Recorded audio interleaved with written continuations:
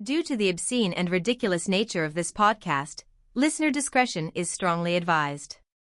I can't tell you how many saws I've broken in my life. I've broken a good number of knives as well, and even a few swords have shattered under the severity of the task at hand. It's really difficult to find a blade suitable for the modern man. They don't make them like they used to, as they say. Well, they're wrong, because they do make them like they used to if you use Vital Element's new horse saw. It's a saw for cutting horses in half. That's what I use my saws for. I have another job cutting up horses, and I use saws and knives for it, but it's really difficult because horse bones is hard and thick, and a normal blade simply crumbles under the punishment of a horse corpse. The new Vital Elements horse saw makes my life 50 times easier. Work is a breeze. I cut way more horses in half than ever before. The blade is so strong and sharp. I've had mine for just over 3 weeks, and I've only had to sharpen it once, and that was only because one of the horses I was sawing in half wasn't completely dead, and it kicked me in my mouth, so I sharpened up my blade good and sharp so I could saw that sinner to death in a truly gruesome fashion. That's it. That's the commercial. It's about cutting up horses and the tools needed to do the work. Get yourself a Vital Elements horse saw, or don't. I truly don't care.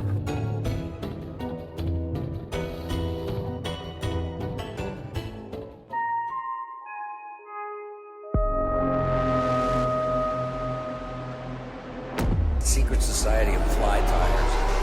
Wow. Wow, wow, wow.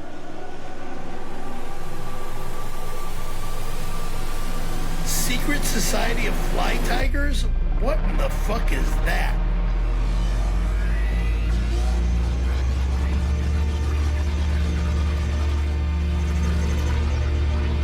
I'm sick of this phony baloney.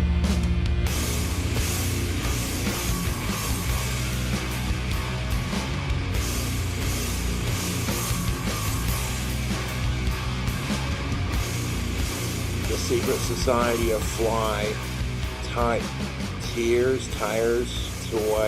the Secret Society of Fly Tires podcast, the best podcast about fly tying.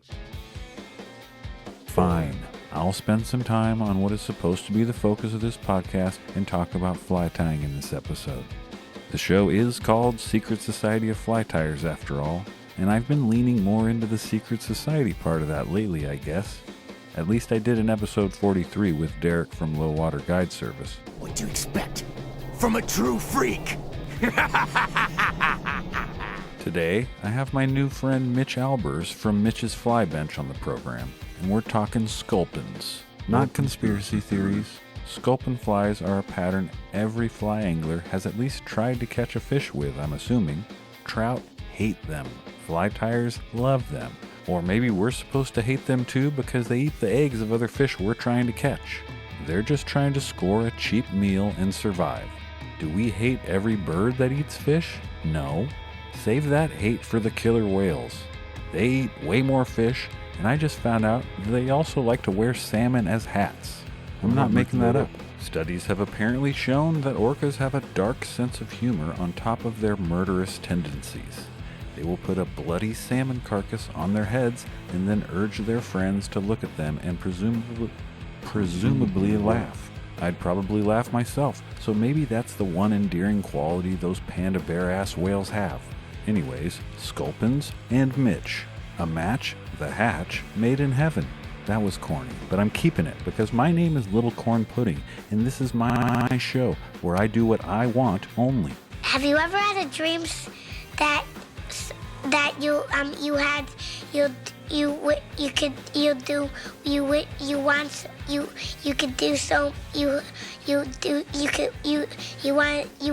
him to do you so much you could do anything? I've been noticing some monotony in my monologues this season. Have you? I feel like I'm making excuses for how long it's taken me to finish and release. That's what she said? Season 4, and no one really cares. I feel the weight of my procrastination for some reason, but it's just time. And what is time anyways? What is time anyways? I'm freaking out, man. You are freaking out, man. So I make some excuses for my episode release schedule tardiness, then I attempt to guilt you listeners into donating money to me for all of my podcasting work. I follow that up with a fake story about me hunting for a new government job, and then fill in the blanks with some high strangeness stories and maybe a little bit of info on my guest and fly tying or fishing. A simple equation, right? Maybe I'm drafting my own destiny in some way, because by the time this season is available for you all to listen to, I really am going to be looking for a new job. Not because I'm being fired over the many ridiculous things I say on this show. No one actually cares about that. No one is coming after my job over jokes I make about Robert Smith of The Cure or Brad from Sublime. No one is coming for my job because I make fart or penis jokes either. It's just time for me to make a change for my own sanity and that precious work-life balance we all strive for. Oh yeah, and more money. I'll be on the hunt for an actual real new job as soon as I'm done with all the work I have to complete to release the 4th season of the show. Thankfully, I have a job that pays the bills and don't have the mental capacity to work on this non-paying broadcaster career while also looking for a new money-paying career. It's my money and I need it now! It's my money and I need it now! It's my money and I need it now! Not at the office of the mayor's penis, or the Department of Excess Skin, or the California Bureau of Farting, or whatever I've told you. I'll be looking for a real job at a real place that exists. If your corporation is looking for a fly-tying podcast host that makes too many cum jokes, shoot me a DM. I'm your guy. Alright, let me try to rein this in. The Secret Society of Fly Tyers is an adults-only free podcast that has no impact on anyone's regular life. It's just 90 minutes where I hope whoever is listening doesn't have to think about the many stresses of life. And even though there are many penis and cum jokes therein, I do hope you learn something every once in a while. Not from me, most likely, but from one of the many gracious and knowledgeable guests that have been so kind to join me in this absurdity. And I still might venture into conspiracy territory in this episode. It's just where my brain goes naturally. But I'm going to try and deliver some relevant content today. I just want you to stop saying odd shit. So let's get into Sculpins, or is the plural just Sculpin? It sounds weird when I say it plural, like saying deers instead of deer. I'll ask evil artificial intelligence, which says, I can use both depending on context. For instance, use Sculpins like, we saw countless Sculpins having sex with each other in the river today. Use Sculpin like, the fishermen failed to catch 5 Sculpin today because they were too busy puking after eating at the Olive Garden last night, which made the fish eat their puke instead of the flies because the puke smelled better. Who the made this? This is eggplant parmesan. It looks like a skinny to me. I wish that this breadstick would be more flavorful. Either one works. Just pay attention to context. Now, allow me to read a quick rundown on the life of Sculpins from a page on nps.org. Darting low through tide pools or lurking in stream bottoms, members of the large fish family Caudidae, or Skullman, Ooh, big skull man, gonna take me away to Never Land, are commonly called Sculpins. They also go by bullhead or sea scorpion, and even some very unflattering terms like double uglies. You're not likely to catch one on your fishing line, but if you look carefully into ocean tide pools, you may spot these well-camouflaged creatures moving around the bottom. Most of the 250 to 300 known species in this family are marine, though some live in freshwater. Generally, Sculpins are bottom-dwelling small fish, under 13 to 15 centimeters or 5 to 6 inches long, with large heads and sizable fan-like pectoral fins. A marine sculpin, called the cabezon, or Scorpinictis marmoratus, is an exception, measuring up to 99 centimeters or 39 inches long. About the same exact length of my penis. Sculpins often lack body scales, instead sporting modified scales in the form of bony plates, prickles, and spines. The shape and sharpness of the lower edge of their pectoral fins can vary by species, presumably based on how tightly they need to grip the substrate. What, so they use them like little creepy hands? Are they related to mud skippers? Sculpins look very prickly, and their spines can pierce your skin if you squeeze them too tight.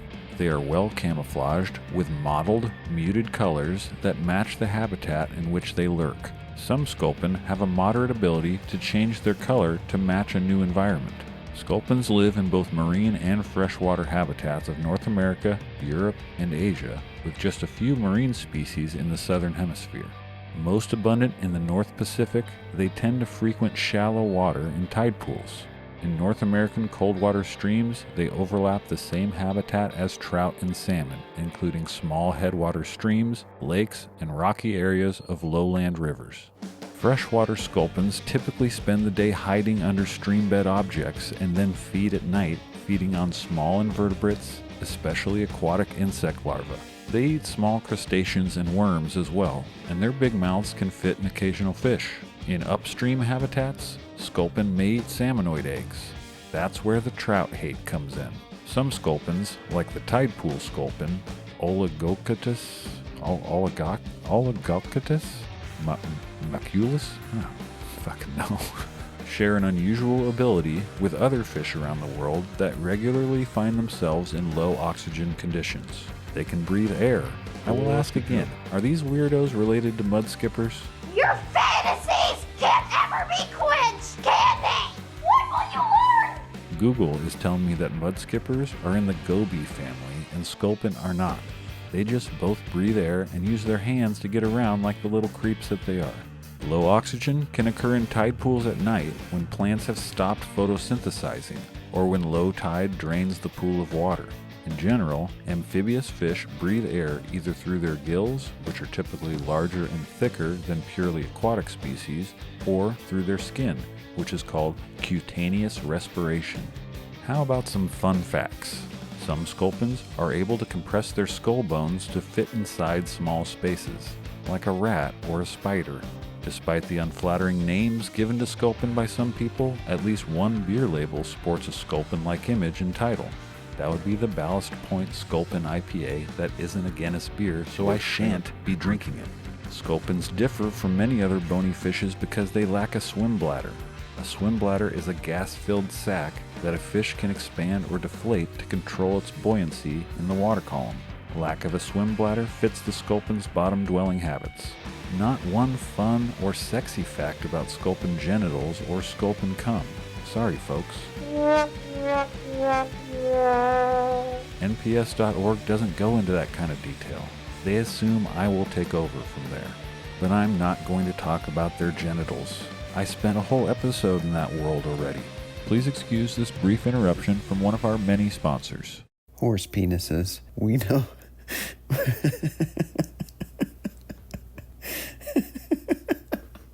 Horse penises. We all know them. We all love them. Oh, excuse me. My mouth is watering so much. Where was I? Ah, yes. Horse penises. We all know them and we all love them. They're one of the most useful types of penis around. They can be used as doorstops, chew toys for your naughty dog, decorative centerpieces for the dining table. And now, thanks to the fine folks at Vital Elements, you can enjoy the benefits of horse penis protein in the comfort of your own mouth. Vital Elements has figured out a way to legally obtain, dry, and grind thousands of horse penises into a fine, delicious powder that you can mix into your yogurt or sprinkle onto your sandwich for an incredible erotic boost of energy and protein. Oh, sorry, my mouth is still watering. These equine rods were removed from some of the most virile animals around, and you'll be able to taste their virility when you buy a tub of the new Vital Elements Horse Penis Protein Powder. Get yours today at GNC or other places where muscle babes shop and work. Hot Topic, I don't know. I haven't been to the mall in a long time. I'm not allowed, but I am allowed to get jacked on horse penises, and you are too, thanks to Vital Elements. I asked AI why trout hate sculpin so much, and the artificial intelligence actually corrected me, saying that trout do not hate sculpin, explaining that they simply hunt them and eat them as they consider them a primary and highly nutritious food source.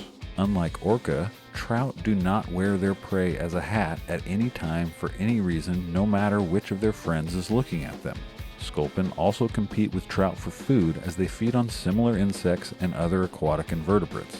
And like I said, sculpins eat trout eggs. But trout love to eat trout eggs too, don't they? Do they?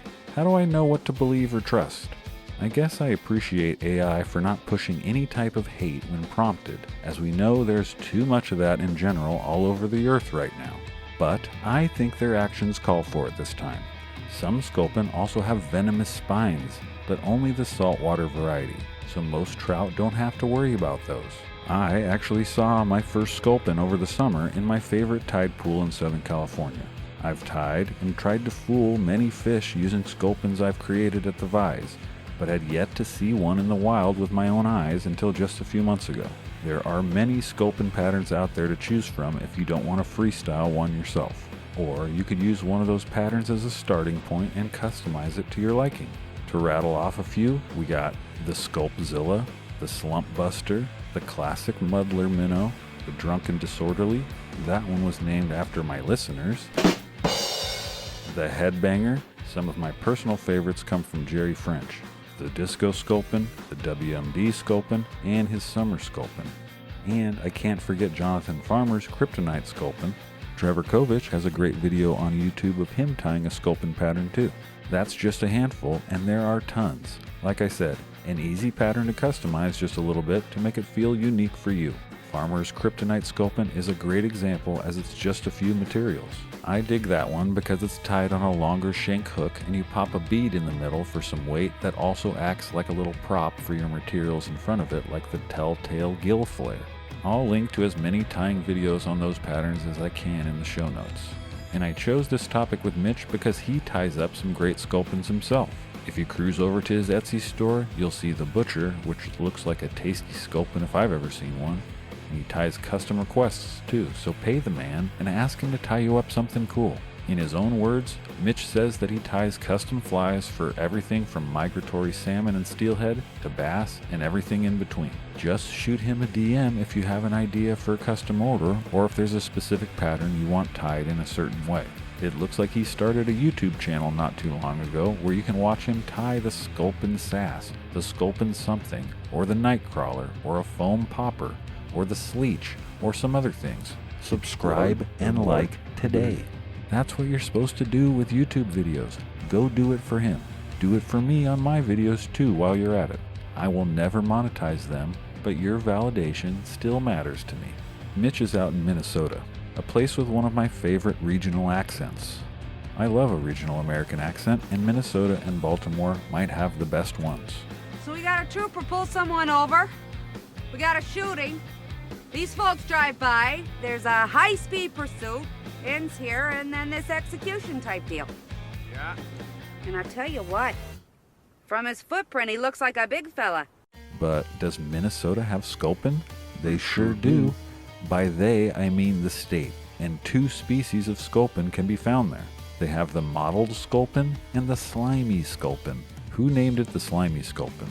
That's the best you could come up with? Every fish is slimy. You can find them in the southeastern streams of the state and the Lake Superior watershed. If you're a fly tyer up there, look at those 2 species and try to customize one of the sculpin patterns I mentioned earlier to look more like them. That's our whole model, remember? We're fly tyers and we try to make our fake lures look like the real thing. I don't need to remind you, but I just did. Thank you. A couple things you can most likely apply to any sculpin pattern to make it look realistic would be a light colored belly. A sculpin's belly is usually off-white. A dull cream color would be great. Any slightly off-white to almond shade. Sculpins also have prominent blood red gills that show through their big pulsating gill plates. Make those visible because trout crave their blood, and if you show it to them, they can't resist. Let's talk a little bit about fishing a sculpin pattern before I get to the interview with Mitch. I found some great info on drifthook.com that I will share. It is a common misconception that sculpin and trout share the same habitat. The truth is that sculpin, primarily bottom feeders, are fast-moving fish that make impulsive decisions and often get stuck in areas where they don't belong. Because they aren't great swimmers against a current, they get stuck and exposed. That's when trout come looking for them. In fact, trout have been known to lie in wait for this exact scenario. Sculpins prefer clear water, meaning free of any debris, dirt, or tiny rocks that clog up the water, and therefore hang out in these areas of deep, clear river water, with a current or without. That's where the trout are going to be too. You can certainly try your hand at fly fishing with a streamer in a creek, stream, or lake, but you'll see the best results in clear, deep water. Rocks are fine, preferable even, so long as the water isn't muddy or full of debris. The same goes for wading holes. If the water is clear, you're probably going to do fine. Avoid muddy, unclear, and dirty areas. Depending on your sculpin pattern, you can fish on a floating or sinking tip line. You want your sculpin to mimic the movements and fishing style of an actual small sculpin fish. To do so, make sure to use dull flies and sort of dart them around, keeping them moving near rocks, under cover, and around the river bottom. Most experts say that if you lose one or two over the course of fishing, that's an indicator that trout are biting and you're doing it correctly. Sculpins are bottom feeders, so settling your fly on the river's bottom is your best bet. You want to mimic the fish's feeding and swimming style, tipping it upwards when drifting and darting downward in a quick motion when heading towards the bottom. Many fly fishermen enjoy sculpin fishing in a down and across method, but drifthook.com likes casting upstream and believes that has a higher rate of success. When a sculpin is spooked, it will swim downriver, so to mimic this reaction, casting up and across allows the fly to settle and move more authentically than down and across, causing the fly to whiz past the fish and startle them into taking the bait. I like to swing flies, and I will swing sculpin patterns. After reading more about them and making this episode, I will employ some more herky-jerky movements into my swing and retrieve. I will try and get into the mind of the scorpion fish. I'll become the bait. I'll get my head in the game instead of on a swivel looking for green herons and belted kingfishers. Guys, look! A birdie! Justin Baker, a young protege of Gary LaFontaine, said it best. Sculpins are dull, darty little fishes. When you're fishing sculpins, use dull flies and make them dart. Fish them aggressively around snags, under cover, and near the bottom. If you lose a few, you're doing it right. Another tip that was actually mentioned in the first episode of Season 4 by Jason from the Portland Fly Shop is to soak your sculpin fly in the river and give it a good squeeze to get the air bubbles out of the whatever materials you use so the fly sinks quickly. Get it dirty in the shallows before you chuck it into the river and cross your fingers.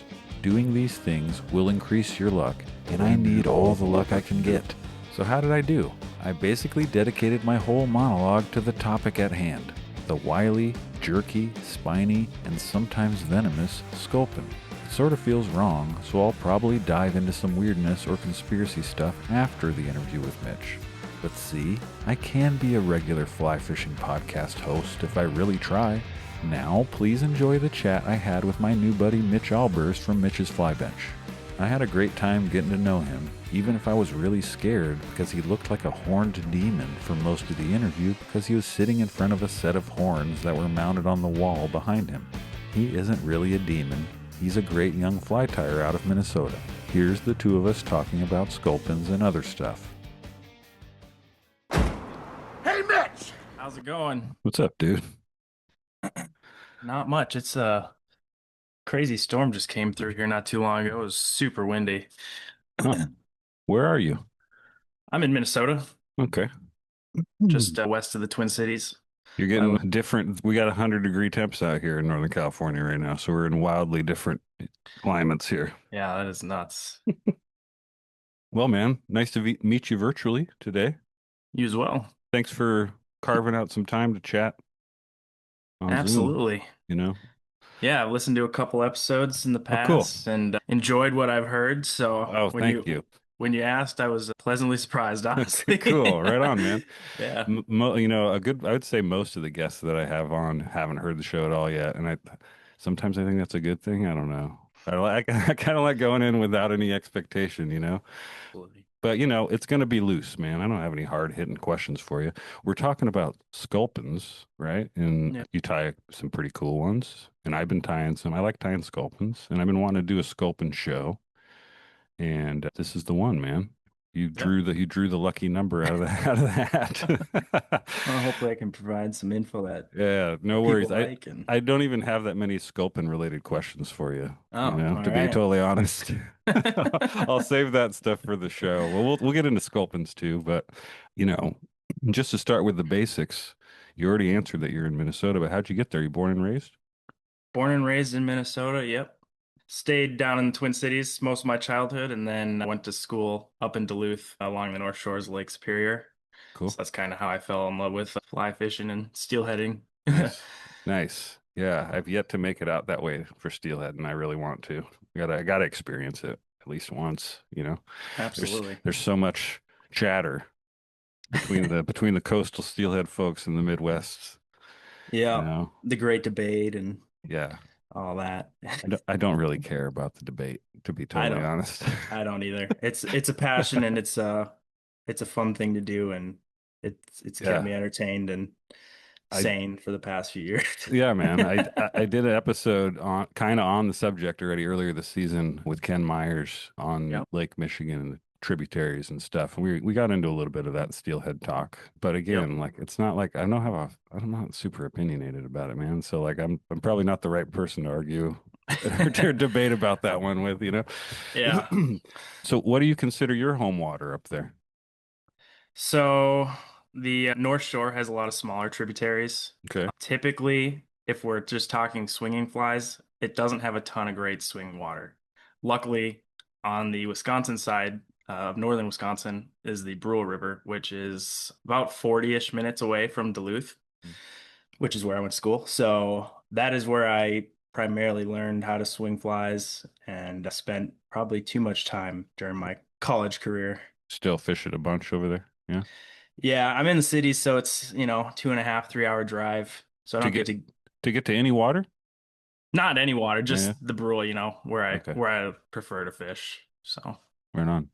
Well, I first caught Wendy because you were a guest on Thursday Night Flies with Charlie and Jim. Yep. And it was I mean I love the show, I love those guys, and I wanted to get to know you more after watching that episode, so I threw you on my list, and I'm just wrapping up season 4 interviews, getting ready to kind of get into all the production I have to do to put the episodes together and edit a bunch of crap. The worst part of this. But how was your experience on the show? Like, were you familiar going into that, what you were getting into, and had you been watching? Yeah, I've watched them for a while now and always looked up to Jim. I remember like when I first started seriously wanting to tie like steelhead swing flies, I saw a lot of his stuff. He's the shit. Yeah, he's so good. Yeah. And then Charlie, I feel like he just brings just a completely awesome dynamic to that relationship, that duo. Those are two very different dudes, and the mix is great. Yeah, for sure. Yeah, absolutely. And just the creativity that each week everyone kind of brought when they started doing, tie something different. Kept getting better as the episodes went on. And yeah, man, Charlie and Jim are very different. I love them both. They're two polar opposite personalities, and putting them into the same conversation is always entertaining for me. It's always good. Yeah. Yeah.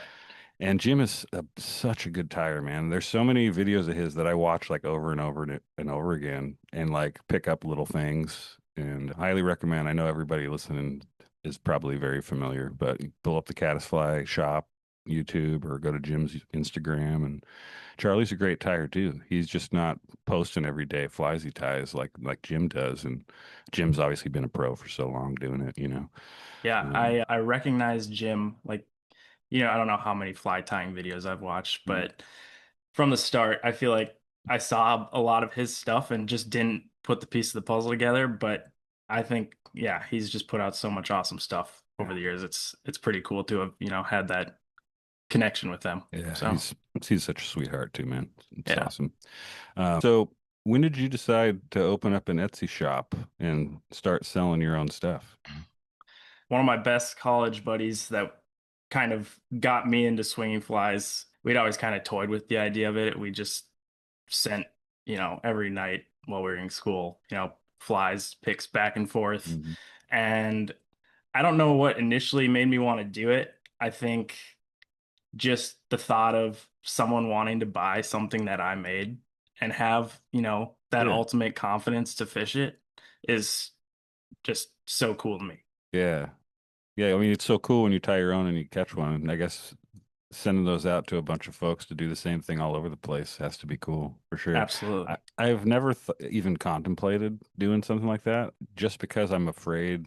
Like, I'm not afraid I'm going to be slammed with orders, but I mean, like, I don't like the idea of tying for hours on end of like the same stuff. And but you do all kinds of stuff. You do all kinds of different patterns. And you take custom orders too? Yep. So I say primarily steelhead stuff, but I also do a lot of bass flies. In Minnesota, we've got a few bass around. So I couldn't really justify just tying swing flies. I could probably do it, but it's nice to take a break and, switch tactics up and have some different flies in the box. So Yeah. I noticed that you have a lot of swing flies in your catalog there, and was wondering if that was like just your preferred way to fish, or if it's like what people want or what people are buying. Like, I primarily sell steelhead flies. I would say, I don't know if it's because I don't post enough bass stuff on the Etsy, but custom order wise, definitely, swing flies. And it's not, I've had some local business, but a lot of it is, West Coast and East Coast. So there's pretty cool to see. Sending you pictures from all the coastal rivers out here catching fish. Yeah. Yeah. It gives me confidence, someday I want to go out and fish all those places, and feels like I already got some of the tools to get the job done. Yeah, man, come on out here. I mean, I'm not close to a great steelhead river, but they're within an hour or two, 3. There's a bunch. You're close enough. Would love to fish with you if you ever come out here. Hit me up, man. Yeah. What kind of, you have a favorite hook on your swing flies? Like a trailer hook? Yeah, I've used quite a few of them. Right now, I have been rocking the Arex stinger hooks, size 4s and 6s, I believe. Yeah, usually 4s and 6s for me too. I really like the fire hole, I think is what it is. Yeah. Yep. I can't remember which number it is now. The barbless hook. Excuse me. They are barbless, and they're a little bigger, I think, in size. I mean, hook size is always confusing for me. Like, you probably deal with it a little bit more tying commercially, but like, even just like, I hate buying them online. I got to look at them. I will buy the wrong size indefinitely buying them online until I have some and I know what I'm dealing with. Yep. The fire holes seem to be a little bit bigger than everything else. Like their 4 is like a 2 and their 6 is like a 4 to me, at least. Sure. I always ask people that. I like those fire holes because they have like a big eye, and like if you're throwing braid through that or whatever, it's like it's easier to deal with. Like, I waste so much time trying to thread that stuff through there when I'm putting those kind of flies together. So I dig that. Right. On your swing stuff, on your hobo space, like, do you do anything special, anything different or unique to your hobo space? Nothing too crazy. I don't know if it's because I can't find, large enough guinea, but I usually like to put something extra to prop that marabou feather up. Okay. Just because I like just a thicker head pushing more water. It's going to move a lot more. You try like a turkey flat or like a brush or something? What are you trying? Yeah, I've done brushes, just real big, schlappen feathers, just anything to just create a little bit more resistance to the water. Yeah, you buy a pack of guinea and you get like maybe in a jumbo pack, even jumbo feathers, you get 6 or 7 of them that are like good. What you want for that, for sure. Yeah. Yep. Yeah, I like I haven't tried anything else. I mean, I have intruder prop or turkey flat that would totally work if I wanted to make a bigger one. I think it's a little bit longer fibers than the guinea usually. But you know what I've been using? It was actually a trick from Jim Sens, was instead of marabou using fin raccoon. Which I didn't think would be cool at first when I saw it, and I twisted up a couple of them myself, and fin raccoon's kind of a pain in the butt to spin up in a way. Like, it kind of gets all over itself and you got to pick it all out and stuff. But if you do it sparingly, like I noticed, like you may have to do a couple loops in a row, maybe go a little bit overboard, but just putting less in there and spinning it nice and slow and being methodical about it. I like it a lot. It seems to hold up a little bit better. And I don't know, it's just something different to try. Are you using wax on the loop then as well for that? I don't really like using wax on hair like that. I'll do it with dubbing and stuff, but for some reason, I don't know if it's if I'm just clumsy putting it into the loop, like it just makes a mess. I get it stuck on it before I even get in there, Sure. Are you usually loading the loop by hand, or do you have a tool that you set everything in and then put it in the loop? It depends. I do have one of these puppies. Oh yeah. That I'll use if I'm spinning up a bunch of stuff, and I'll grab it and throw it in there. Yep. But if I'm just putting one material in or something like that, I'll just throw it in there. But it doesn't matter, man. I'm still sloppy enough that if it's waxed up first and it's some kind of natural hair, it gets all gummed up. but I tie a lot of hobo space. So I was like, curious to ask. Everybody usually has their own little twist on that one because it's such a simple pattern, such a great Yep. pattern, you know. I haven't fished one, to be honest. I haven't fished one hardly at all. Oh yeah. But I was on the Mississippi River with a buddy a couple nights back, and I brought my switch rod, and we were just waiting to launch, and I tied one on, a yellow one, because the water on the Mississippi is a little brown stained. Okay. Mm-hmm. I don't know why. I just was compelled to throw a yellow one, and I think 3 swings in, I caught a channel catfish, which hell yeah, which I had never done before on the swing, and that most people are probably gonna be like, "That's disgusting." But for me, very cool. Yeah, no, that's rad, dude. I want to do a catfish episode. I've never fly fished for catfish. I've soaked plenty of bait for them and caught catfish, and I've never caught even like on accident on the fly bycatch or anything like that. But I know folks are looking for them that way. And see, I got a GAR background here. It's been on for every interview for this season. It was like my first interview of the season was with some buddies, Matt and Grant, talking about fishing for GAR out in Texas, and it just kind of like made me think about all the stuff that I'm neglecting, right? Like that I'm not going for. And there's plenty of catfish. There's a lot of catfishing up here where I'm at. Could totally give it a shot. So, future episode, hopefully. Absolutely. Is that the first one you've got on the fly? I've caught a few. There's a pretty decent population of them up in Duluth. On purpose? Have you caught them on purpose on the fly? Just bass fishing. They'll smack a streamer sometimes. They can That's be cool. aggressive. So yeah. Yeah, man. I'm down. I'd eat them too, man. Let me have them. I don't care. I like your tube flies too. So I got some tube questions. I like tying on tubes. I last year foolishly told myself I was going to fish with tubes like only all year. Mm-hmm. Caught very little fish and like less than usual, and was trying my darndest, just using tubes. And I like a few of the different patterns that you have. How do you decide which pattern to put on a tube? Is there is there a lot of thought going into that, or are you just kind of looking at what other folks are doing and seeing like this will work, that'll work? Like, honestly, yeah. I mean, I am the same way. I told myself a lie that I was going to fish a lot of tubes this spring, and I did not, hardly at all. Yeah. So I think I do take a lot of inspiration from what I see from others and try and apply it myself. I just love tying on tubes. Like, I'm sure you're familiar with like the modern steelhead fly book, or the modern, what's it called? Modern Spay Flies book. Yeah. Yeah.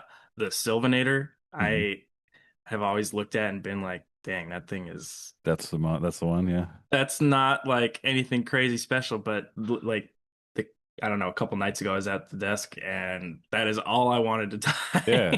I love that stuff, man. Yeah. So it's just, taking inspiration from others and trying to recreate it and, maybe the same way, maybe a little different. Yeah. And just having a box full of different new flies to throw, I've tried plenty that failed too, right? Where like it's not working. Oh my goodness. I mean, just tear it off and start over. Yeah. I got gallon Ziploc bags full of flies that I'm just like, oh yeah. Definitely tie more that I'll never fish. Ever, yep. They'll never see the light of day, or they'll be, recycled as much as possible. Do you have preferred tube supplies? Like what stuff do you like? I've just been using Aquaflies. I started with the HMH stuff and then found Jerry's stuff and haven't gone back since. I keep hearing I have the junction tubing that I use for some stuff from Aquaflies. I got all the shanks and stuff. I haven't bought their tubes yet. I had bought a bunch of pro sport fisher tubes, and was burning through those. Yep. I haven't used what was it you say, HMH? Yep. Yeah, I haven't used those, but I believe Jonathan Farmer posted something about those aqua tubes and like which size fit the junction tubing that they sell too. That you can kind of put your own setup together if you're used to like the Pro Sport Fisher 50/50 style thing or whatever, right. And may even be cheaper buying those two separate things together or putting them together. So I'm curious, and next time I buy some stuff, that's what I'm gonna do. So yeah, happy to hear that. You have a tube intruder on your page. That's a pheasant hackle one. You know which one I'm talking about? Is it like a brown one? Yeah, it's a more natural looking one. Yep. I was just curious what pheasant hackle you're using on all that? Is that like the side rump stuff that's like longer fibers? Like what's going on there? Yep, the side stuff. I'd use generally a shorter, maybe fatter one towards the back, and then a longer, sparser one in the front.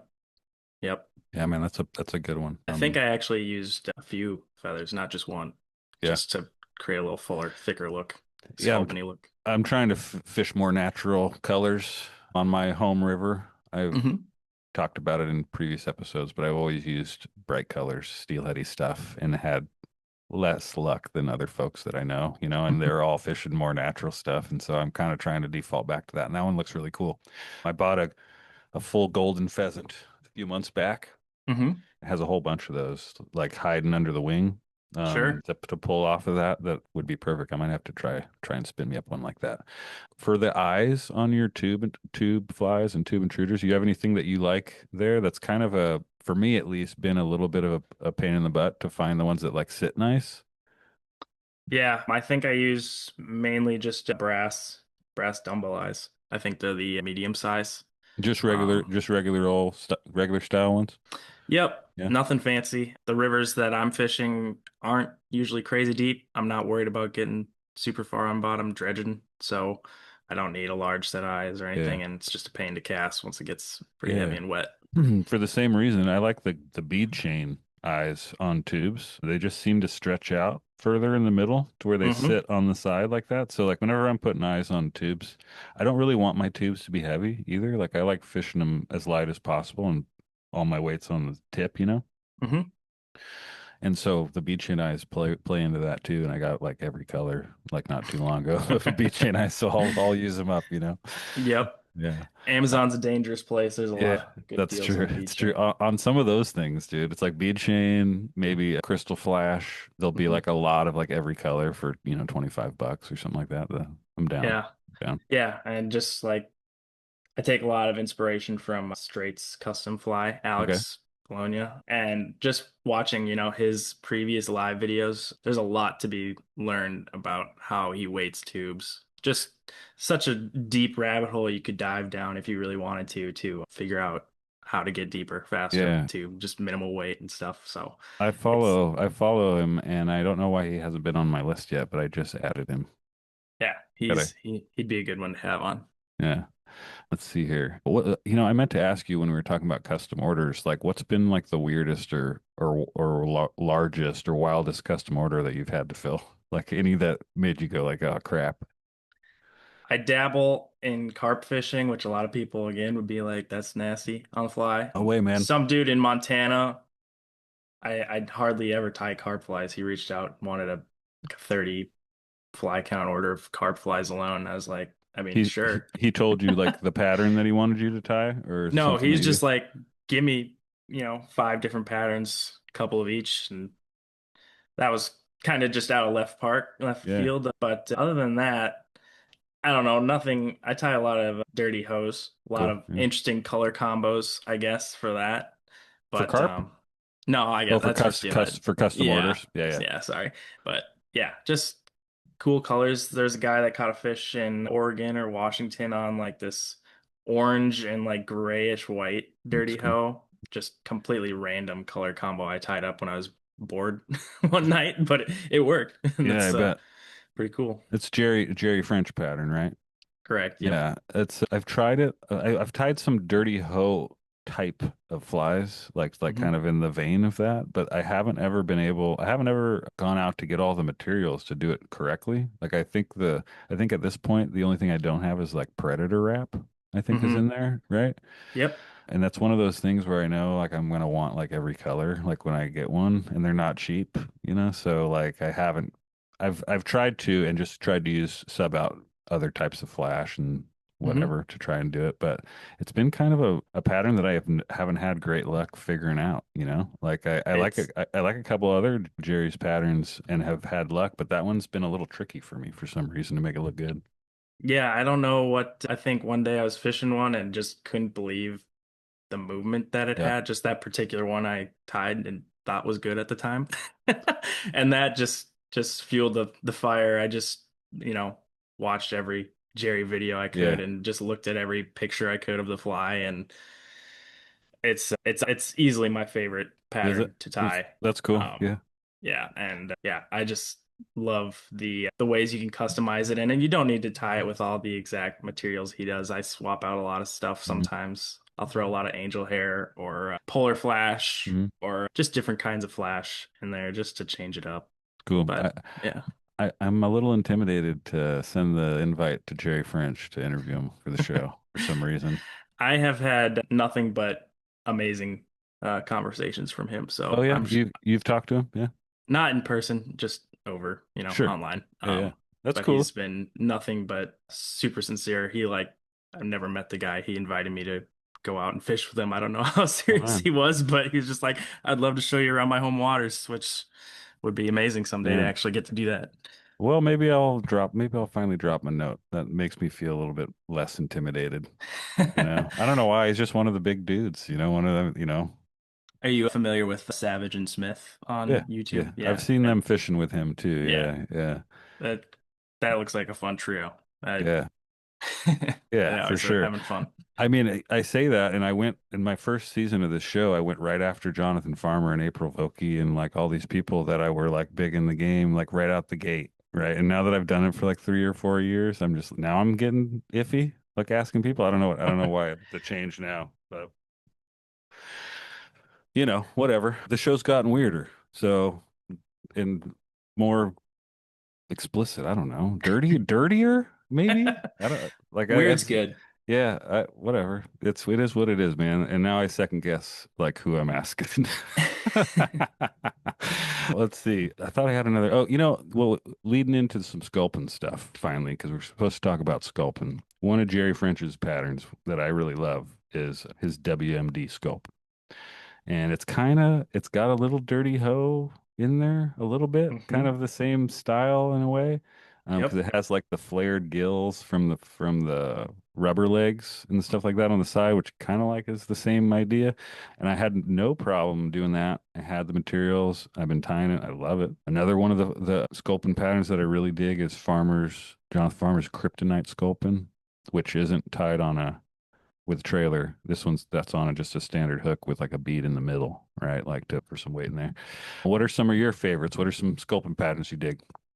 I also like the WMD Sculpin. That's what I actually caught my first steelhead on, was kind of a variation of it. Right on. So that one's always had a place in my box. I always save like the first fish of the season, the first fly that works. I always save it. So it's got a fun little collection of flies throughout the years. That's cool. But I just try and keep it simple. I from the start, one of the local guys that had a shop up in Duluth, his name was John Fennell.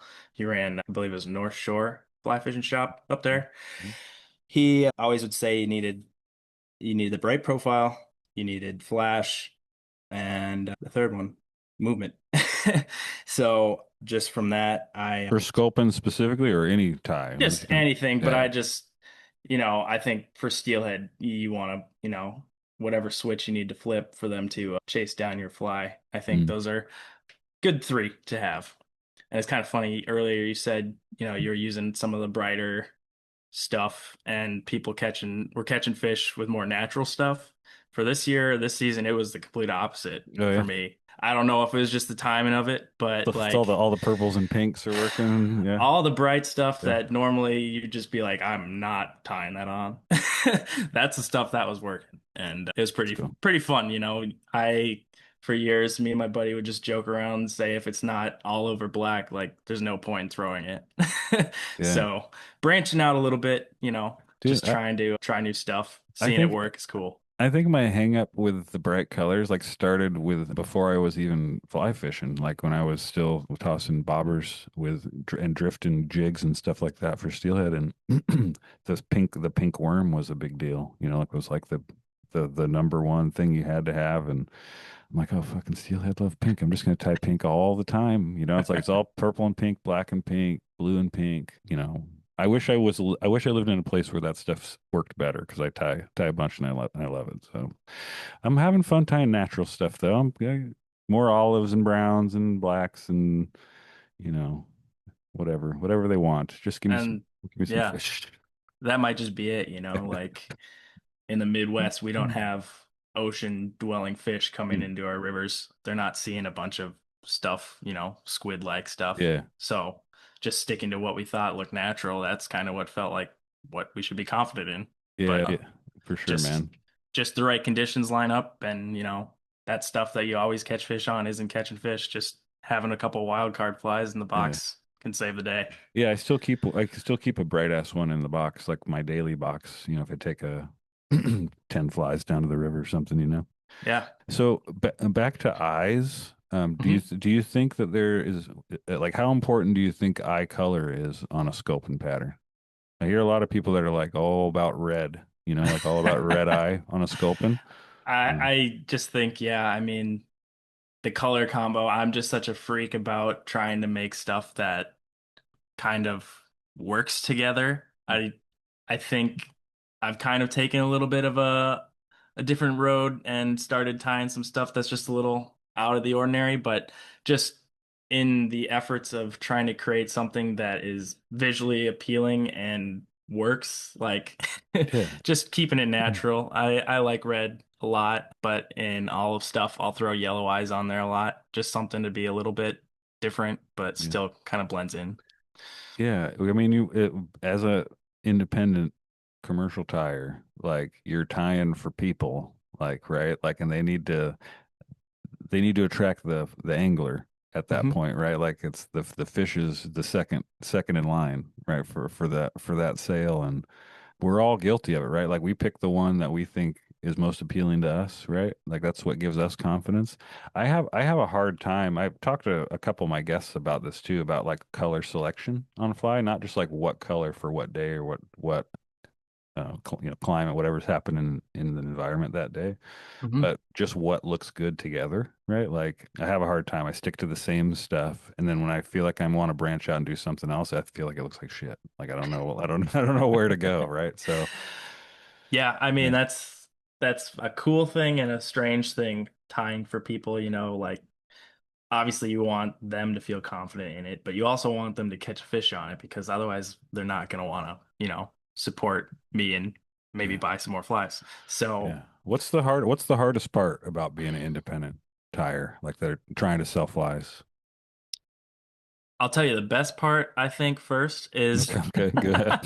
I have never been against, tying for a shop or anything. I'd love to if people want me to. Just, being able to tie what I want to tie, what I think people would want outside of a custom order, just being able to, if I don't have a custom order at the time, just being able to tie like a set of 3 or 6 of something that I think looks fishy and putting it online. And sometimes it's like within an hour posting it, it's gone. And then other times it sits there for months and months and months, and then all of a sudden gets picked up, or it stays there for a while. You're like, shit, that wasn't the one. Yeah, Like, and but then there's other times where I think Jim and Charlie had a challenge week. It was St. Patrick's Day themed. I tied this like ultra squid that was just ridiculous green and white and orange, like ugly monstrosity of a color combination. But somebody bought it. Like, oh yeah, all right. Did they catch a fish on it? They report back? I don't know if they bought it to fish or just for show or what the deal was. That was another great thing about, I hope I think they're starting back up with a new season soon, but that was like a really fun part of that is just like you have these parameters already, right? So like I think a lot of the thing for me is the freedom. Like you have all these options, right? And like what do I do with all this stuff? But when you're like, oh, you got to make a fucking Monsters Inc. fly or whatever the hell they have that week. Yep. It puts you in that lane, right? And you're like, okay, well, I need some blue, I need some green, and whatever, right? Like it's kind of like I'm a musician, and it's kind of like working with less can make you more creative in a lot of ways. I think, right? You have to find new stuff to do with the stuff that you have, right? And so, I think that's part of my problem, and I miss that show because not only are they making me buy materials that I never had, and trying new stuff, but just the creativity of having something to do, like to work towards every week to get better, Yep. Yeah, I don't get interested or excited for a whole lot of Instagram lives, but that one's fun. I've talked about them a lot this season. It's good. I love the show. Yeah. Back to Sculpins. How do you fish your sculpin patterns? Like, what are you typically doing? So we'll just take the Brule, for example. It's a very narrow, it's not a wide river. It's not super deep in most places. I'm fishing it on a Skagit line using Mo tips from, I believe it's Rio, and just trying to get that fly down as quickly as possible because in a narrow river, that swing's going to start pretty quick. Yeah. So that's typically how I do it. Are you jigging them at all? Darting them around? You know, like that's what in my head. Like I've never seen a fucking sculpin in the river. I don't know if you have. You ever seen one? No? In Michigan last fall, there were some giants. Okay, I've seen some giant ones on Yeah. Instagram and stuff. I've never seen one in real life. So I don't know if those are the ones that the fish are chasing or not. If they are, that's impressive. Yeah. But yeah, I've seen a couple and they are everything that the pictures make them out to be. And so are they when you see them in the water, are they more stationary or are they darting around? Like what are they typically doing? Pretty stationary, pretty tight to bottom huggers. Yeah, I mean, I don't think they would have moved had I not been there, but they were very quick to get from point A to point B where they were going to be All right. hiding again. So I would like to see one. Trout hate them, right? Yep. I don't know why they hate them over everything else, but that's what I hear. So you're talking about these big ones. What's your typical size when you're tying a sculpin pattern? For rivers around me, I'm not tying anything over 4 inches. Probably trying around 3 to 3.5.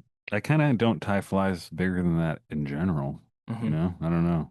Usually in the 2 to 3 inch range, I think if I'm swinging, that's about what I usually use. I just love streamer fishing, so like throwing something big and being able to catch a steelhead is pretty freaking sweet. Dude, have you tried tying with squimpish hair yet? Yep. Yeah. Yep. I just had Mr. Squimpish on. I talked to him on Saturday, just a couple days ago. Awesome. I bought a few colors after my buddy Steve turned me on to it and said, yeah, try pick some of this stuff up. It's pretty cool. And talking about long, like that is like the longest fiber of any synthetic hair, probably real hair too, that you're going to find out there. And it's been a challenge for me. I was talking to Dave, Mr. Squimpish, about how to size that down correctly. I'm not the cleanest taperer with scissors, you know, to make it look good. And it's like I feel like I'm wasting the squimp hair, like cutting it like halfway through so that I get the natural taper and the size that I want. I don't know what kind of patterns are you using that on? Before I was tying a lot of steelhead stuff, I was tying a lot of musky pike flies. So it's great synthetic to be using for long. that. Yeah, big flies. Yep. I will occasionally try and throw it in loops for steelhead flies now. Let's talk, dude. I've tried that myself too, and I was trying to get an answer out of Dave, and he just kept pushing me back to using the brushes. And I'm like, well, I like spinning up a loop. I have a bunch of brushes. I don't have a brush table. Like I'm not going to go make a brush. Like, if you spin it up, what do you do? I think of it as if it's not going to be used to its full length, something of a sculpting fiber. So I would use it to hold, something in front of it up. Oh, you're using it like you would use dubbing to kind of like sandwich stuff together. Yep. So you're not going to have the natural taper to it when you do that. That's a different use. Yeah. Yeah. It definitely changes how the material kind of works, but that's just kind of one way I've done it. Otherwise, I would also have to point you back to the brushes. Yeah. Have you used the brushes he makes? Yeah. Not his brushes, but I have made some brushes using Squimpish, and it's very easy. You're making brush. You got a brush table over there? Very ghetto made DIY. Yeah. Yep. That's cool. I mean, after talking to him, I was interested too. I'm like, well, I have a bunch of stuff. I can make my own brush, and brushes are expensive, right. And maybe I'll go there. Maybe I'll ask you for tips on your DIY setup, man. A couple of 2x4s and some wire. That's pretty much it. And an old drill that's somehow still hanging on to life to spin it around. Yeah. Correct. Yeah, I like it. I've been using it a little bit unconventionally, I think, for what you normally see that stuff using. I'll like it for like a hair wing on like more of a classic pattern, or I'll sub. I don't have a lot of craft fur colors, so I'll sub it if something calls for craft fur, which is pretty different, but it still does the job. And then I've been using it on Sculpin, on the WMD Sculpin as a belly. Yep. right? So, I mean, it has other. This is what I love about fly tying. I mean, like, there's so many uses, and everybody does their own shit like their own way, right? And this coming onto a new material was pretty, like a brand new material was pretty cool because I hadn't had something completely new in a while. Yep. And then being able to talk to the proprietor, which he didn't give me his trade secrets or anything, but he gave me a lot of good info about it, and so I think I'm going to get some more. It's great for clousers and stuff like that, and I think I'm going to keep trying. I'm going to try what you're doing instead of using it for dubbing. You're going to get different movement there. With dubbing, it's just kind of there. You kind of barely catch anything, any glimpse of that when you're spinning that up in a loop that a little bit longer, and it holds it in place like that. Because I tried to just spin it up like you would put like Arctic Fox in a composite loop, and Bunched up on you. it was near impossible. Like, Right. and I was like, oh, maybe I put too much, and I've been meaning to try again and just be real sparingly with it. But your method sounds cool. I'm gonna try Yeah. that. I wouldn't tie it. Yeah, I wouldn't tie it too thick. Now that I kind of think of it, you could also use it just as a head material, honestly. And Oh yeah. once you've got it done, just trim it, to what shape you want.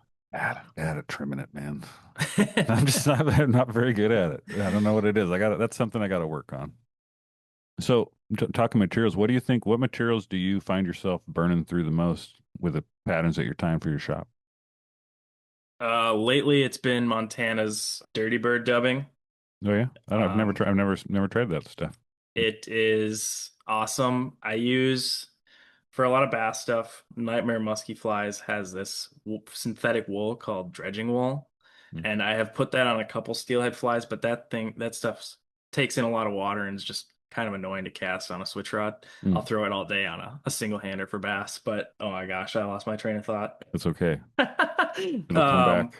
Yeah, yeah. The Dirty Bird it's awesome. I've been tying this Dirty Bird Sculpin quite a bit. It's worked pretty well so far this summer for bass.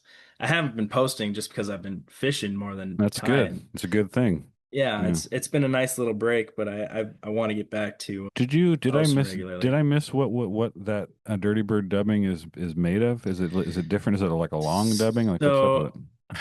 I'm not sure exactly how the story goes, but I think MFC had a lot of extra like spare just marabou feathers or parts of feathers, and it's just what the name is. It's just Dirty bunched Bird. up. I get it now. Yeah. Yep. Okay. And then there's a little bit of some kind of dubbing in there. I don't know if it's ice dubbing or kind of like more angel hair, but it's just like this perfect. You can just pull it out to size and stack it on top of each other. Just keep pulling it and stacking it, and then just shove it on as a head and then flare all that stuff back out. And it just makes a perfect shaped head every time. Making myself a note to buy some of that stuff. That sounds cool. Buy maybe more than one bag because Yeah. there's not a ton of it in there, and you want to pack that stuff kind of tight. It gets a little heavy to cast, but you want to have it a little tighter. I do it in front of bead chain eyes, and Okay. I like that look. We put some in front of it. Yeah. Yep. A couple more questions about your shop before I wrap up this interview. Yeah. Well, first, like, do you have any big goals with your Etsy shop? Like, what's your goal? Is it tying for fly shops? Is it just increasing your custom orders? Like, what's your plan? I've had a lot of people ask me that, and honestly, just being able to connect with more people, and if I get to sell flies through a shop or whatever, that's cool. But it's more so just getting to meet and fish and chat with people about something that we're all so passionate about. That's what I get. That's where I get enjoyment out of it. And honestly, some of my closest friendships have happened just in the past 2 years. I've only been doing it 2 years, just from having that shop and Instagram page, just being able to connect with so many people. It's really cool. You and me, we're the same. We're the same, man. That's all I want to do. I mean, this is why I started a podcast. I got started, tying in COVID heavily. Yep. I was tying a little bit before that, but I really got heavy into it during COVID. And I'm like, I want to meet all these people. I want to talk to all these folks and learn stuff and weasel my way into this world somehow, and this has been my way. So that's cool to hear that somebody else is thinking the same way, man. You don't have to have some big vision. You kind of, sometimes it's good to go with the flow and let things come to you the way they come, right? Absolutely. Yeah. What tires out there? You mentioned straights on the fly. Straight's custom flies. Straight's on the fly.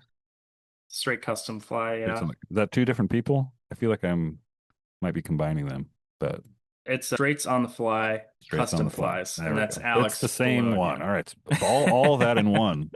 Yeah. Anybody else? Jim Sens you mentioned too that are inspirational. Jerry French you mentioned. Anybody else? There's a lot of people. Give me a few. Maybe I'll get some more guests. I mentioned the Savage and Smith boys. Oh, They're pretty dang popular on Instagram, and I love seeing everything that. I don't know which one's tying the flies, but yeah, their tying videos are well done too. Yeah, they're absolutely produced well. Yeah. One thing they utilize the test tank. I have one of those, and Swim tube. Yeah. that if you can spare the change, it is worth it. Yeah, I haven't gone that one yet.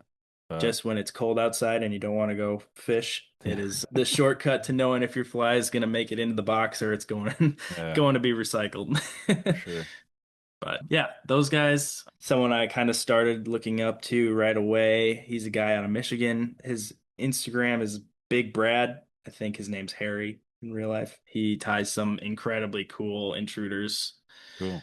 Just trying to think locally. I believe his name's DJ Flashy Fish and Chips. His name's Andrew Selvig. I like it. He ties like true works of art flies. Just probably some of the best I've personally ever seen. He's been a big inspiration for me. He ties an insanely good Dahlberg diver too. Yeah. Just perfect. Nice. So those are a few. Lately I've been really I love Jonathan Farmer and Jim Sens, and I've been really geeking out on the Portland Fly Shop's Jason Osborne's stuff, man. I interviewed him earlier in this season too, and just a wealth of knowledge and a really creative tire. So yeah, I love their watercolor videos. Yeah, man, that's kind of what turned me onto it initially. I was like, holy shit, like this is awesome. And then it just kind of sent me down a rabbit hole. Yeah, all the patterns are good. I've pretty much tried on all the ones on his page, man. They're great. So you mentioned that you always have a WMD in your box. What are a couple more that you always have in your fly box? I have a fly box just of dirty hose. Oh yeah. That's if I'm not sure what to throw, that one of those is going on. We're not that far off. Yeah. I carry a tube fly box, and that's mainly just random stuff that I think looks cool that I'll probably not fish, but maybe give a try.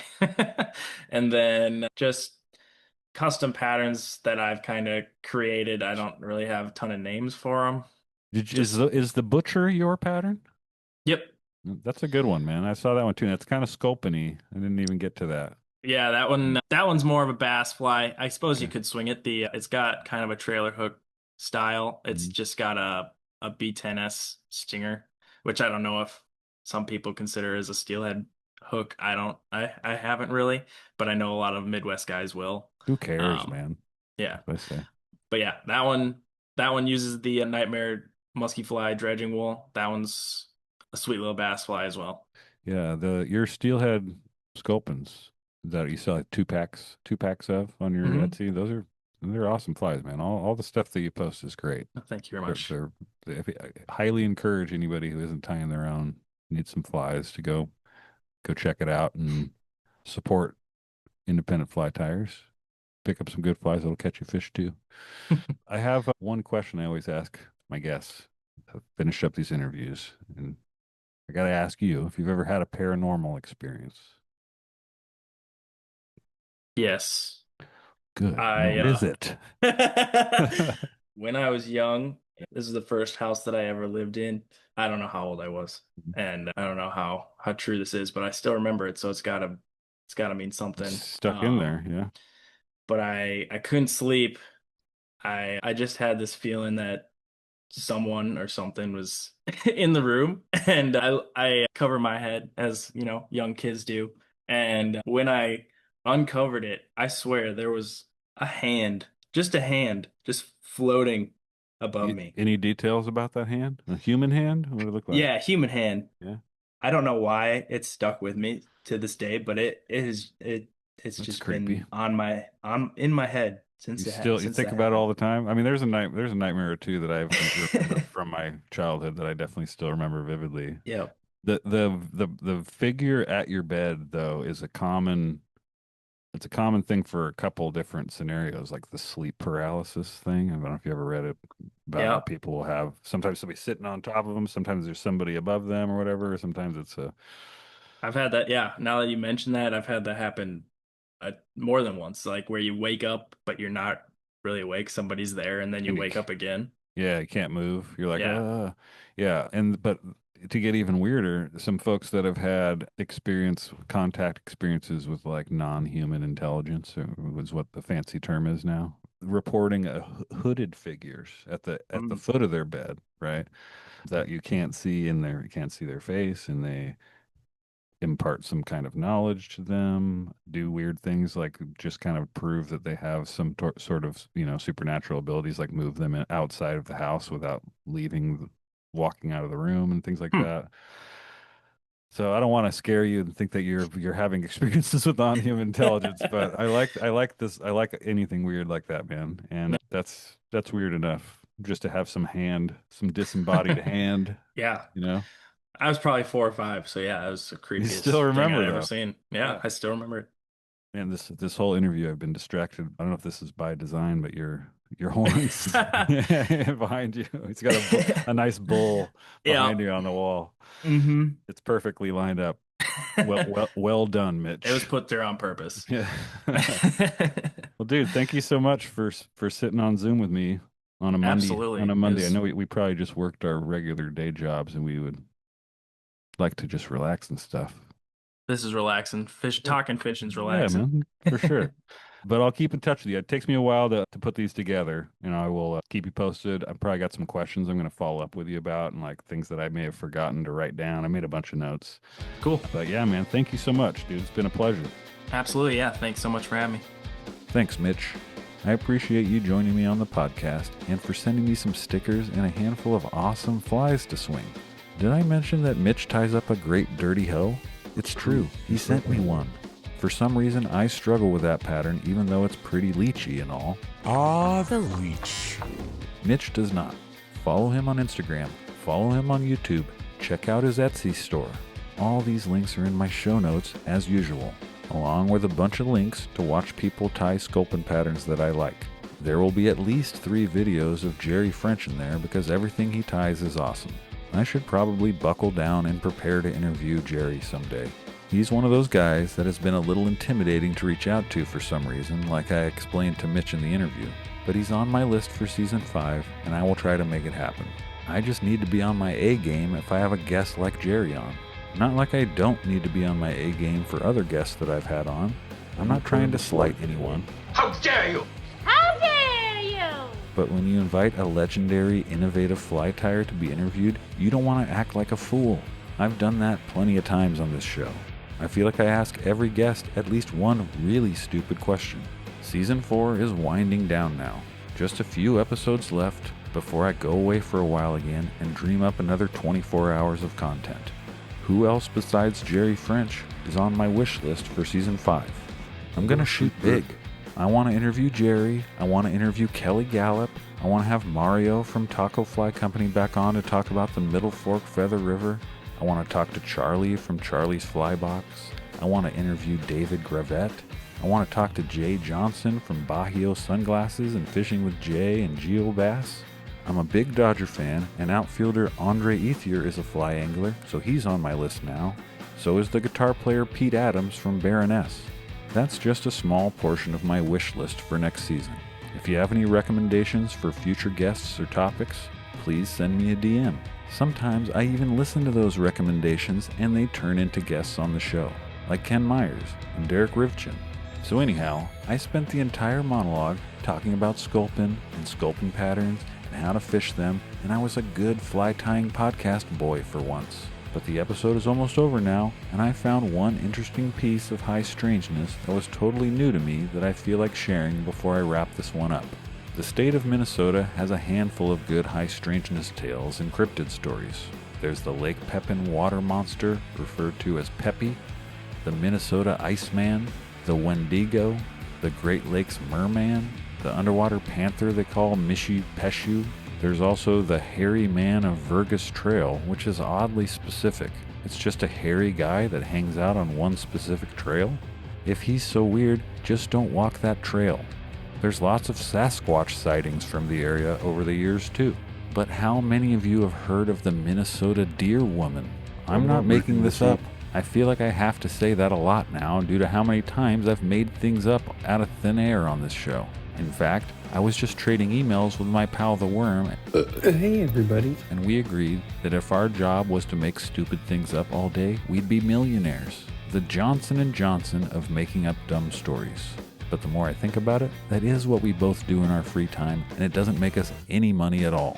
Even with the decently large social media following that Worm tutorial has gathered over the years, he still doesn't rake in the big bucks.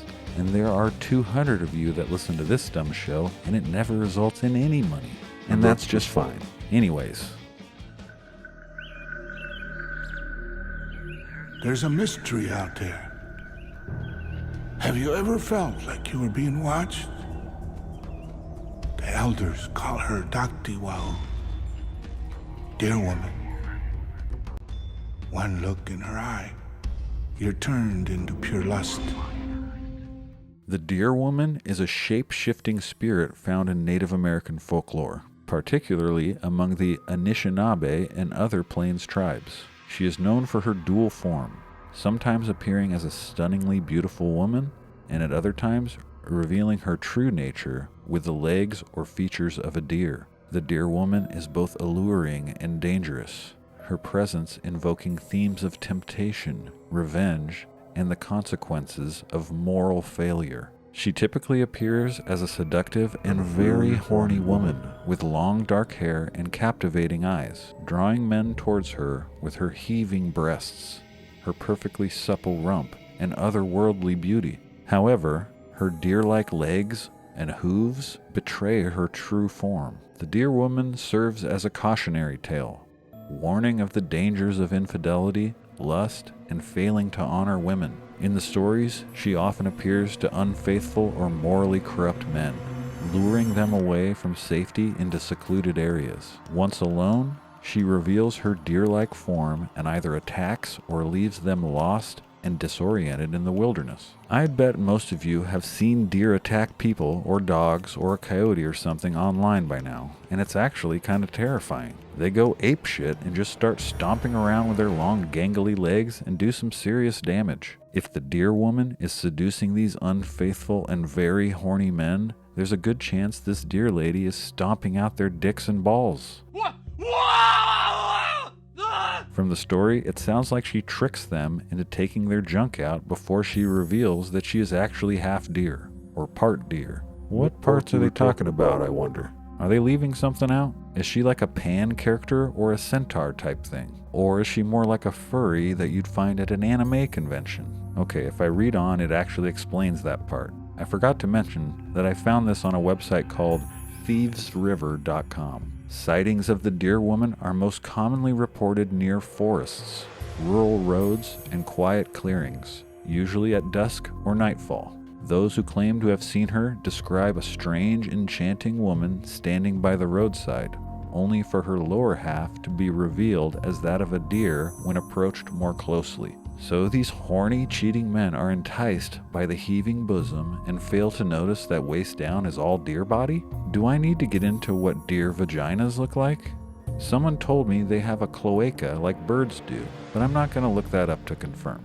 Others report hearing mysterious footsteps behind them in the woods, like a combination of human steps and the soft tread of hooves, only to turn and find no one there.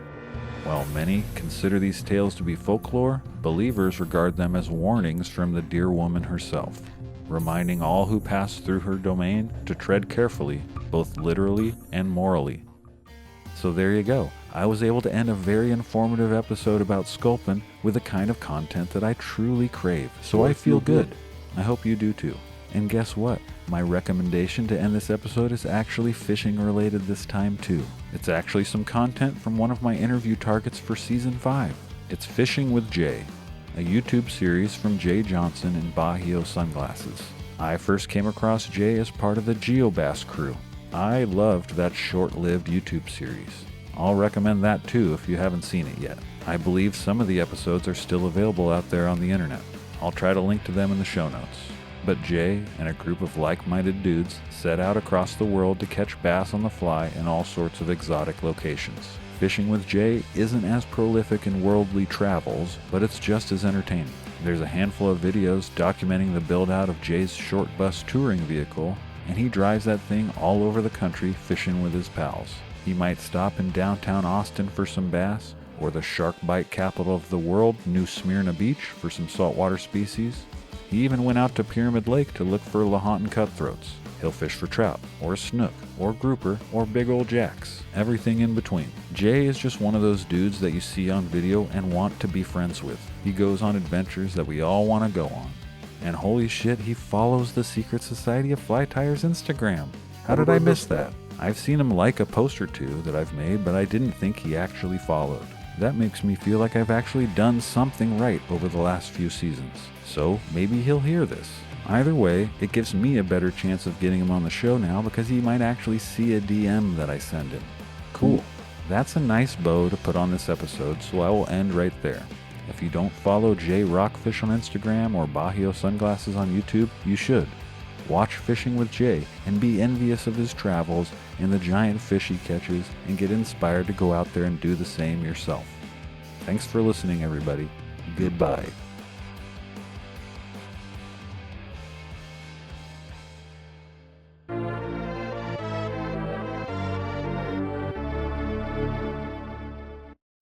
Ooga booga, I'm hungry, I'm thirsty. I want delicious chef-inspired dishes delivered straight to my door. Thankfully, I can easily get that with the new Vital Elements at-home meal delivery service. This isn't any old delivery service. This one's filled with specialty items. By specialty items, I mean that you can only get edible underwear and drinkable lube sent to you. You might think that that's not enough to make a meal out of, but you're wrong. Vital Elements has spent years developing a menu to satisfy even the most picky eaters. These aren't your grandmother's sugar G-strings and strawberry-flavored butthole grease. No, sir.